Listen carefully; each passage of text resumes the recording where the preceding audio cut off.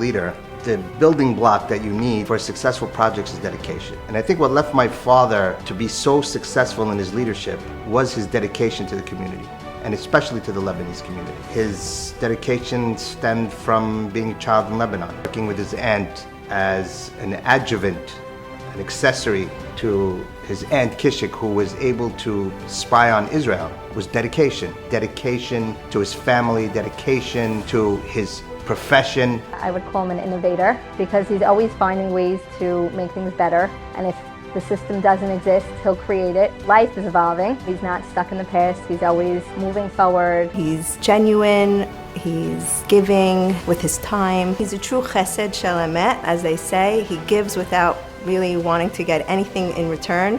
I would say committed. He's very committed to anything he believes in. Charity, community, congregations.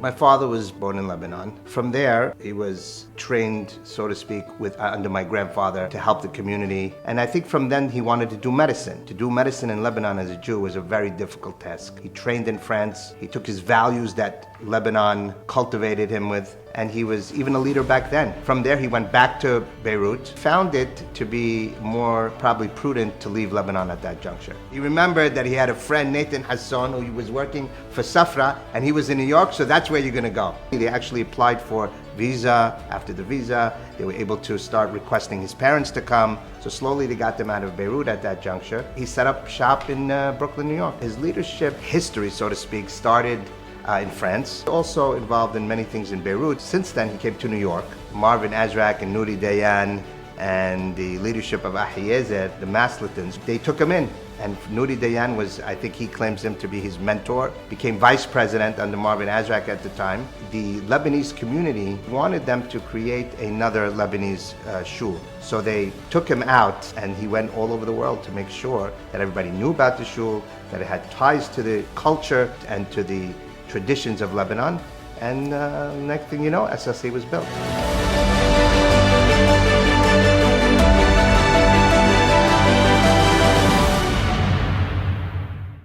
Growing up, him being busy with the community, being busy as a doctor, we just thought that was normal. It was expected. We were all involved, and I thought every household was like that. But it wasn't until much older that I realized how much he gave and how committed he was. Our home was always open. We had lots of people coming in and out, rabbis every week for Shabbat. Our table was filled every week. Our house was always open.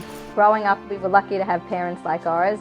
My mother was always prepared for whatever came through the door. My father would come home from shul with people. It didn't matter what time it was. My mother was always ready with an open door and food on the table. He was always helping the community, both medically and in the shul. But I think that the Lebanese community is far better off with 26 years of his leadership. I think that's what legacy is all about. It's about giving back to others. It's about helping others. It's about helping those that are needier than you.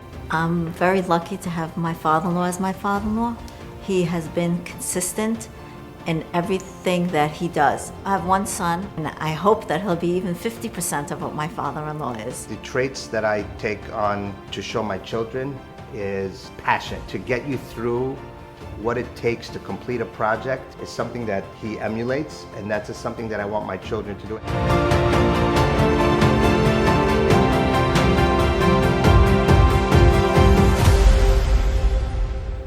It's very fitting for my father to be honored in this organization. Rabbi Sami Kassin, he himself has been a true leader for the entire Sephardic community. He's built leaders, rabbinical leaders, to be able to pick up from Israel, from the Shehei Bar Center, learn what it takes to be a rabbi, and go all over the world, anywhere in the world. I think that my father emulates that same type of leadership that it takes. And I think that when Rabbi Sami called us, said, we want to honor your father for his leadership ability, I think it was just a perfect fit.